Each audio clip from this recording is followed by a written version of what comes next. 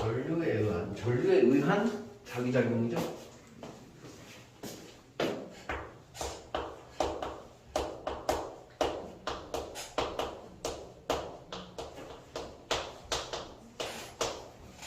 그 중3 때도 배우고 중2 때도 배우고 언제 배우지? 나 중학교 거 거의 까먹어가지고 중간.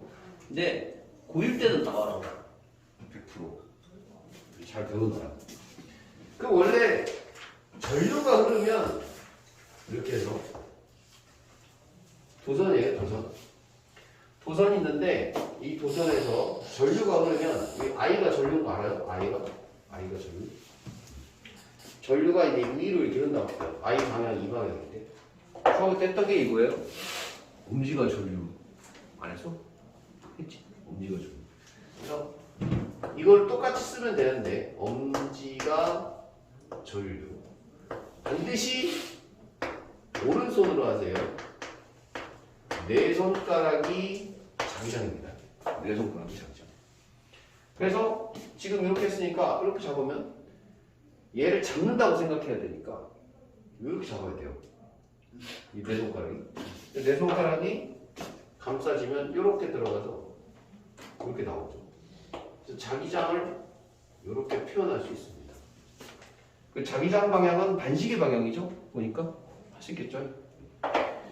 근데 이게 지금 빨간색으로 그린 이게 뭐예요? 지금 뭘 그린 거예요, 이게?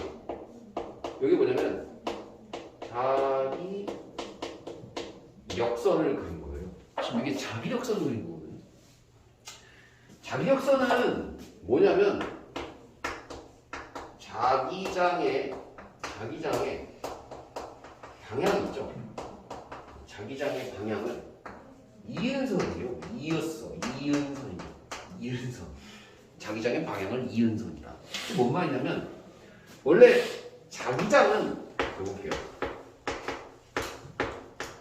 자기장의 정의가 뭐냐면 자기장은 자석 또는 자성이죠. 자성을 가지는 물체가 있거든요. 쉽게 얘기하면 자석이겠죠. 자성을 가지는 물체 주위에 자기력이 있잖아요.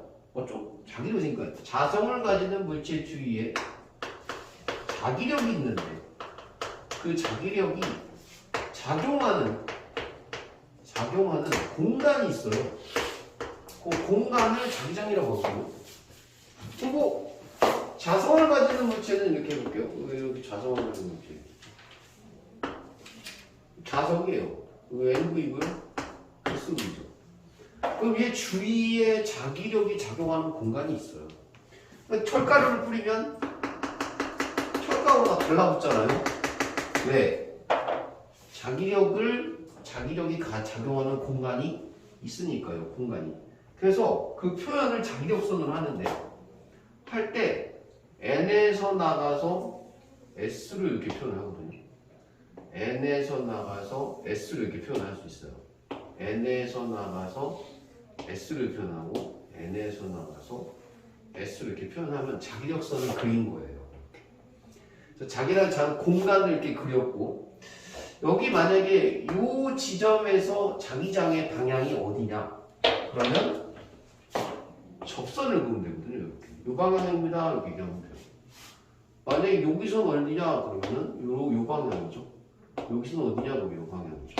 그래서 이게 지금 자기장이 방향이 이 방향이라는 거예요. 자기장의 방향이에요. 그럼 바뀌죠. 그 자기장의 방향을 계속 이어나가는 거죠. 이게 자기력선. 뭔 말인지 알죠?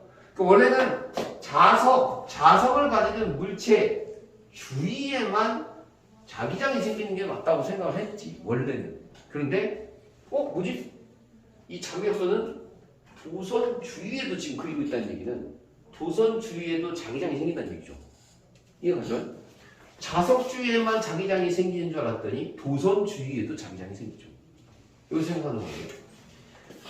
자석 안에도 사실은 이렇게 그릴 수 있어요. 근데 안 그렸을 뿐이야. 저렇게 그리면 그릴 수 있죠. 이런 식으로 그릴 수 있어요. 절대적으로 그릴 때는 이게 끊어지면 안 돼요. 끊어지면 안 돼. 에서 요거를 단일 끊어지면 안 되고 닫히게끔 이렇게 이어줘야 된다. 그래서 요거를 곡선으로 이어준다 해서 단일 퇴곡선을 그린다거든요. 쭉쭉쭉쭉쭉 이렇게 이어주면 돼요. 얘도 이렇게 쭉쭉. 이거 끊어지면 안 돼요. 자기장선은 원래 끊어지면 안 돼요. 그리고 아까 자기장의 방향을 이은 선이 자기역선이잖아요. 그러면 지금 이것도 자기장의 방향을 이은 거잖아요. 그쵸? 자기장의 방향이 생각해보니까 지금 여기 자석에 바뀌잖아요. 여기 바뀌죠. 여기 자석이 어디예요? 아니죠? 안과 밖이 좀 다르잖아요. 이렇게 해서 밖으로 갈 때는 지금 이 방향이거든요. 밖에는. 그럼 밖에서는 N에서 나와서 S로 그렸고요. 밖에는 N에서 나와서 S가 지금 자기장의 방향이에요. 근데 이렇게 이제 안 끊어지게 계속 그리다 보니까 안에서는 S에서 N이죠. 그쵸? 안에서는 이게 안과 밖이 지금 자기장의 방향이 다르다는 걸 알 수가 있어요. 만약에 극으로 표현하자면 어쩔 수 없어요. 한 방향으로 이렇게 이어져서 그려야 되기 때문에. 알겠죠? 이것도 조심하셔야 됩니다. 밖과 안이 극으로 표현하려면 자기장의 방향이 다르다는 거죠. 아니 근데 이걸 어떻게 알았나요? 뭘 어떻게 알아? 자, 자석이 이렇게 있으면 N이죠? S죠? 여기다 뭘 놓은 거예요? 자석을 놓은 거죠. 뭐 이렇게 자석을 갖다 여기도 나침반을 넣으면 되겠죠? 나침반을 이렇게 놨을 때 이렇게 놓으면은 자석은 N극하고 N극이 싫어하고 S극하고 S극이 싫어하잖아요. 지금 여기가 S극이니까 나침반 하나의 자석이잖아요. 그럼 얘는 무슨 극이에요? N극이겠죠. 뭐 당연한 얘기를 하는 거죠. N극이에요 이렇게. 그래서 N극이 가리키는 방향이 자기장의 방향이에요. 그러니까 자기장의 방향은 N극이 가리키는 방향, N극이 가리키는 방향이거든요. 그래서 이게 지금 자기장의 방향이죠. 요 방향. 여기서 지금 여기에서 자기장의 방향은 어디입니까? 요거 아닙니까, 요거. 그쵸? 그러니까 여기서 놨을 때도 봐요. 접선을 그림 맞잖아요, 이렇게. 요 방향. 이해가시죠? 그러니까 여기다가 자석을 여기다 놓고 여기다 이렇게 놨어요. 그럼 당연히 어떻게 되겠어요? 나침반들이 이렇게 됐을 때 N극이죠? 그럼 여기가 N극일 리는 없잖아요. N하고 N이 싫어하는데, 그치? 그래서 N이 여긴 거죠? 자, N 여기는 거고요. 얘도 N 여기는 거고요. 그 다음에 N 여기 N 넣으면 안 되죠. N 싫어하니까 N 이쪽으로 바라봐야 되겠죠. 그러면 이제 그림을 그리다 보니까 봐봐요. 그래서 N에서 나가서 해서 이렇게 이 방향으로 계속 이어주면 그래서 이렇게 이어주면 이렇게 해서 그러면 이렇게 한쪽 방향으로 끊어지지 않게 이어줄 수가 있는 거죠. 지금 뭔 말인지 알겠죠? 그래서 자석으로 이거 자석이잖아요, 나침반이. 결국은 이은 거예요. 이렇게 이어서 만든 것이 이렇게 만들어진 거죠. 그래서 여기는 지금 그리다 보니까 여기는 되게 자기력선이 균일하죠. 내부는 균일한데 외부를 보면 이렇게 해서 면적을 보시면 자기력선이 1, 2, 3, 4 4개가 들어갔고요. 똑같은 면적을 여기다가 놓을까요? 여기다 이렇게 놓으면 똑같은 면적이에요. 자기력선이 2개죠, 이렇게. 같은 면적당 자기력선의 수가 밀도가 크다고 하거든요. 크면은 자기장이 큰 겁니다. 센 겁니다. 알았죠? 그래서 지금 공식을 또 만들 수 있는데 B는 이렇게 해서 S분의 파이라는 공식이 하나 이렇게 나오는데 B가 뭐냐면 자기장이에요. 자기장. 이거 계속 알아놔야 됩니다. 이거 계속 나와요. 시험에. 얘가 뭐냐면 자기력선의 수가 되는 거예요. 자기력선의 수. S는 스퀘어니까 뭐예요? 면적이겠죠. 공식을 알아놔야 됩니다. 자기장의 세기는 자기력선 면적당 자수수의 비례합니다. 같은 면적당 4개고 같은 면적당 2개잖아요. 그러니까 여기가 지금 자기장이 세죠.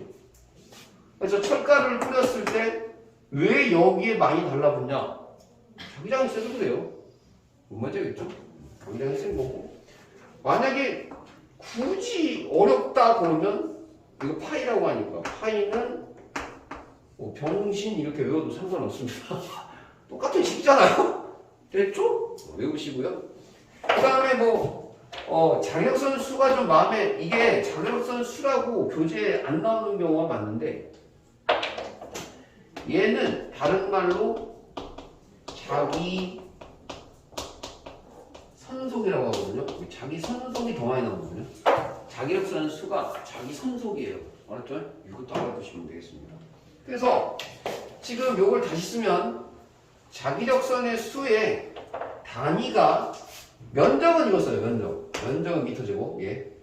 단위는 이걸 쓰거든요. 웨버를 씁니다. 웨버. 이거 웨버 미터 제곱. 그래서 자기장의 단위가 웨버 퍼 미터 제곱이라는 걸 알 수가 있죠. 자기장의 단위죠. 면적분의 자기력선의 수. 이거 이해하시죠?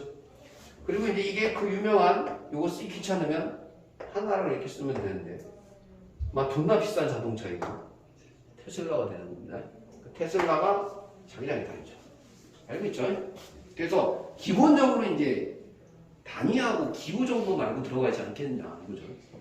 알았죠? 그러니까 어쨌든 우리는 그런 줄 알았죠. 자석 주위에 자기장이 생기는 건 당연한데, 오늘 배우는 건 아니 도선 주위에도 자기장이 생기는구나. 그걸 알아내는 거죠. 어떻게 알아냈어요? 여기에다가 뭘 대는 거죠? 주변에 나침반이 영향을 받아요, 안 받아요? 받는 거죠. 나침반이 결국 뭔데? 자석 아닙니까?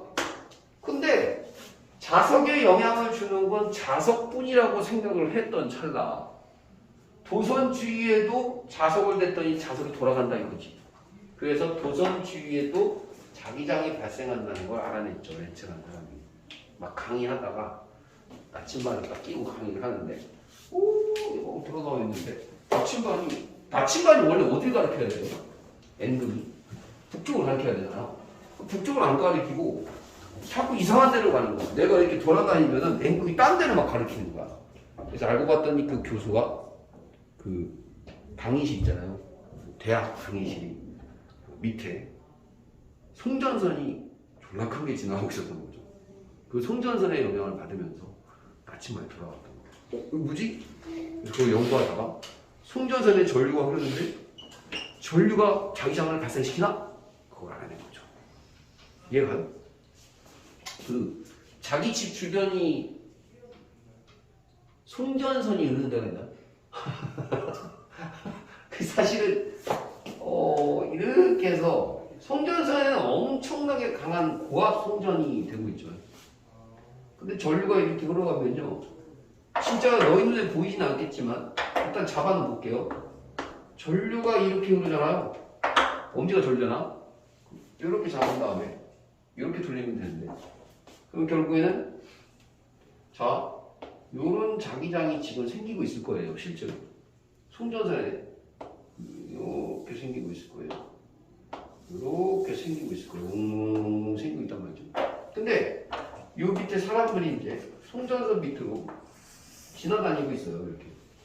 그러면은 이 자기장의 영향을 사람이 받을 수밖에 없는 상황이겠죠. 이 사람이 바보가 될 수도 있대. 그러니까 송전선 주변에 집값이 싸다는 걸 알고 계세요? 알았죠? 실제로 그렇죠. 그래서 이 송전선이 실제로 땅에 묻는 작업들을 옛날에 많이 했었죠. 지금도 막 하는 데가 있어요. 왜냐면 좋지 않아요. 니네 핸드폰 오래 받으면 어떻게 돼요? 좋아요. 그건 여자랑 통화할 때만 좋은 거고, 네가 여학생이랑 통화할 때만, 남학생이랑 통화하면 짜증나. 너 한 2시간, 3시간 하면 이거 엄청 영향을 많이 받죠. 그러면 약간 자기가 헛소리 할 때가 생각해요. 2시간 동안 통화해본 적 있어요?